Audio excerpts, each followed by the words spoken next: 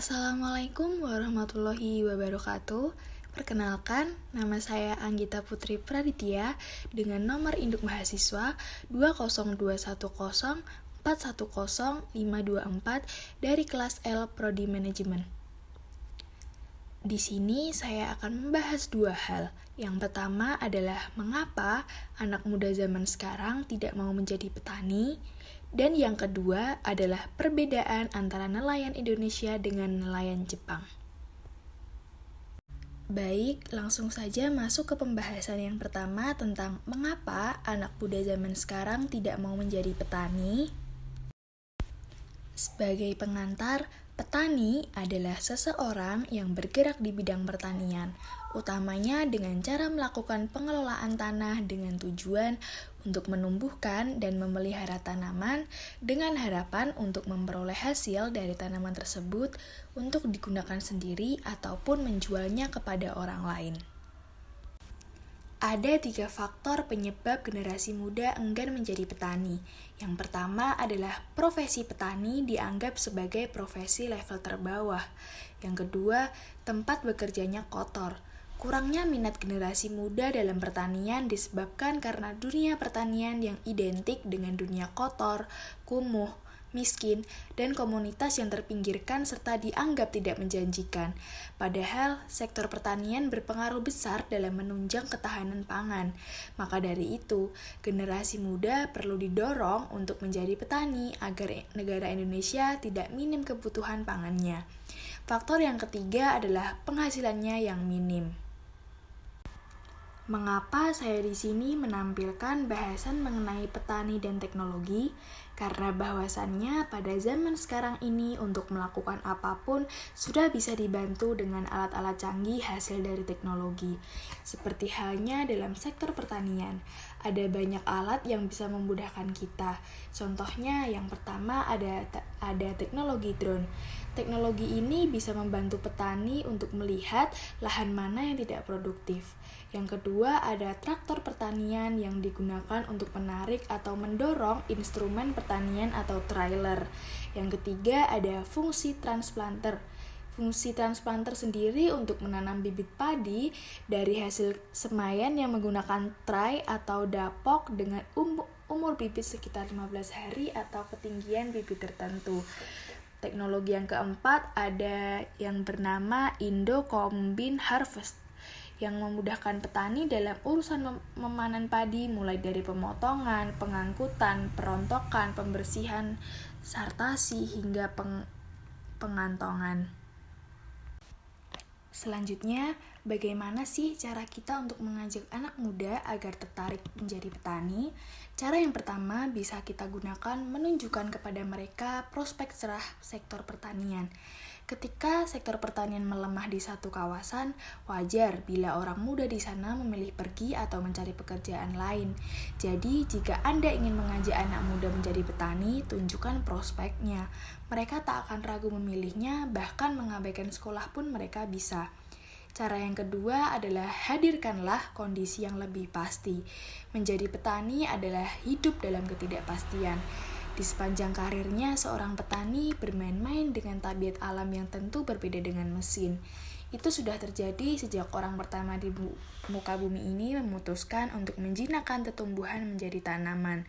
Butuh sekian banyak faktor yang pasti untuk menutupi faktor yang tak dapat dikendalikan petani agar penghidupan mereka bisa terjamin. Bila itu tidak terpenuhi, anak muda tak akan tertarik. Cara yang ketiga adalah bekali mereka dengan keterampilan dan pengetahuan bertani. Menjadi petani mirip dengan menjadi wirausahaan. Petani bukan pegawai yang sedang menunggu perintah atau deskripsi pekerjaan yang harus mereka lakukan dari atasan. Mereka bukan buruh bangunan yang melakukan satu kerja yang sama berulang-ulang sejak pagi hingga sore. Seorang petani harus bisa menjadi manajer atas unit usaha tani mereka sendiri. Mereka harus bisa mengamati beraneka aspek yang berhubungan dengan kerja mereka. Mereka harus tahu tanaman apa saja yang cocok dengan jenis tanah yang akan mereka kelola, alat apa saja yang dibutuhkan, berapa biaya yang dibutuhkan untuk bibit dan alat, dan berapa besaran tenaga yang dibutuhkan bila semua itu sudah diketahui. Di luar itu, mereka harus tahu tabiat musim dan bisa menimbang-nimbang sejauh mana kerabat dan tetangga dapat diharapkan untuk membantu. Setelah itu, mereka juga harus tahu kemana hasil panen bisa dipasarkan dengan keuntungan memadai. Semua aspek yang saya sebut di atas juga senantiasa berubah. Cuaca bisa menjadi ekstrim atau mengubah jadwal kebiasaannya. Tanah bisa kena longsor atau genangan banjir. Tetangga bisa sedang ngambek atau bepergian tepat pada hari-hari ketika bantuan mereka kita butuhkan. Hama dan penyakit baru bisa datang tiba-tiba. Harga bisa jatuh dan tanaman lain malah sedang banyak permintaan. Bibit bisa langka ketika musim tanaman tiba. Semua pengetahuan itu penting bagi petani untuk menyusun rencana, menjalankan rencana itu, monitor, dan mengevaluasi hasil kerja mereka sendiri. Hasil analisa mereka atau kan gabungan sekian banyak faktor juga membantu mereka melakukan penyesuaian yang dibutuhkan. Dan siklus ini biasanya berlangsung terus-menerus. Jadi untuk mencemplungkan diri ke dalam usaha tani dibutuhkan keterampilan dan pengetahuan khusus dan mendalam sesuai kebutuhan usaha tani yang akan dijalankan seorang petani. Masuk ke pembahasan yang kedua tentang perbedaan antara nelayan Indonesia dengan nelayan Jepang.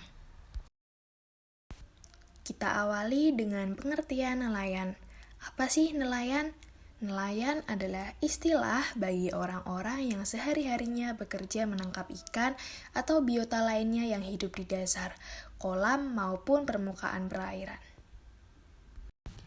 Di sini akan kita ulas perbedaan antara nelayan yang ada di Indonesia dan Jepang dari sisi alat yang digunakan untuk menangkap ikan, program kerja, serta pendapatannya. Bisa dilihat, luas perairan negara kita, negara Indonesia, jauh lebih luas dibanding dengan negara Jepang. Demikian pula dengan kekayaan ikan di dalamnya.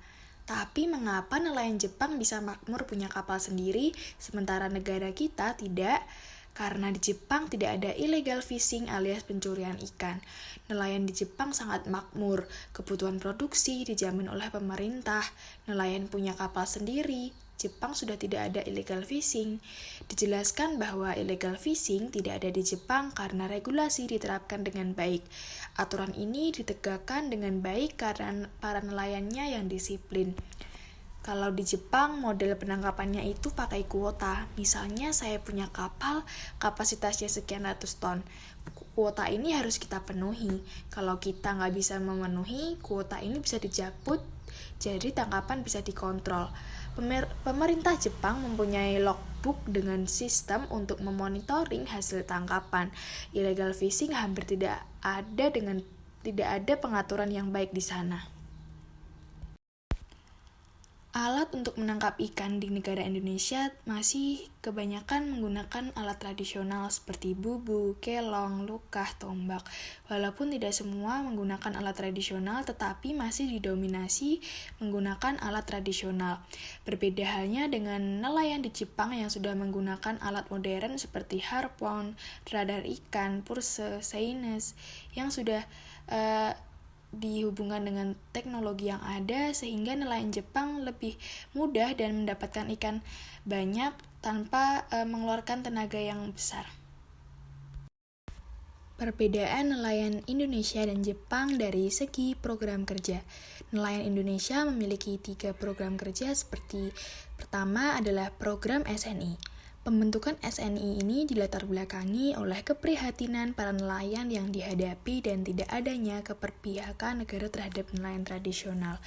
Pemerintah juga tidak menjamin ketersediaan pasar ikan yang seimbang dan adil bagi nelayan tradisional karena monopoli harga oleh tengkulak. Program kerja yang kedua ada program Bulog Nelayan. Program inisiasi SNI ini yang bertujuan untuk memberikan keadilan sekaligus perlindungan untuk stabilitas harga jual komoditas hasil tangkap nelayan. Program yang ketiga ada reforma agama. Di negara Jepang ada 3 program kerja para nelayan. Yang pertama ada program Fish Harry. Program Fish Harry melakukan penangkapan ikan di pesisir pantai dan pantai lepas serta di bagian laut dalam sehingga lama pekerja berada di kapal bervariasi. Bisa hanya 1 hari atau bisa juga berminggu-minggu. Program yang kedua ada Maruship. Program Maruship fokus pada penangkapan ikan di laut dalam yang jauh dari pantai sehingga pekerja bisa saja terus berada di kapal selama berminggu-minggu. Program yang terakhir adalah program Aquaculture. FAO atau Food and Agriculture Organization menyatakan bahwa industri aquaculture di Jepang telah dimulai sejak abad ke-16 di area sekitar laut pedalaman Seto, Jepang. Budidaya hasil laut menopang permintaan tinggi makanan laut yang jumlahnya terbatas diakibatkan oleh degradasi lingkungan laut.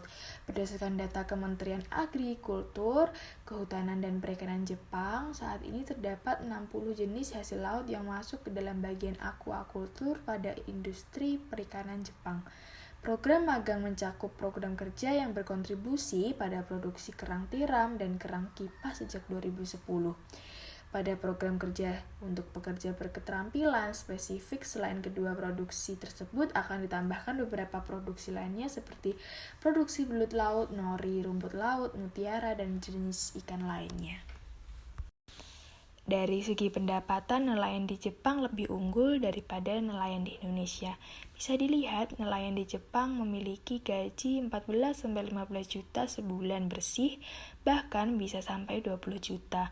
Sedangkan nelayan di Indonesia rata-rata pendapatannya 1,95 juta, tetapi pada tahun 2019 bisa meningkat 3,85 juta. Walaupun sudah meningkat, tetapi nilai itu belum bisa menyaingi nelayan yang ada di Jepang. Sekian yang bisa saya sampaikan mengenai alasan mengapa anak muda zaman sekarang tidak mau menjadi petani dan perbedaan antara nelayan Indonesia dan Jepang. Semoga ilmu yang saya sampaikan bermanfaat. Sekian dari saya, mohon maaf apabila ada kekurangan. Wassalamualaikum warahmatullahi wabarakatuh.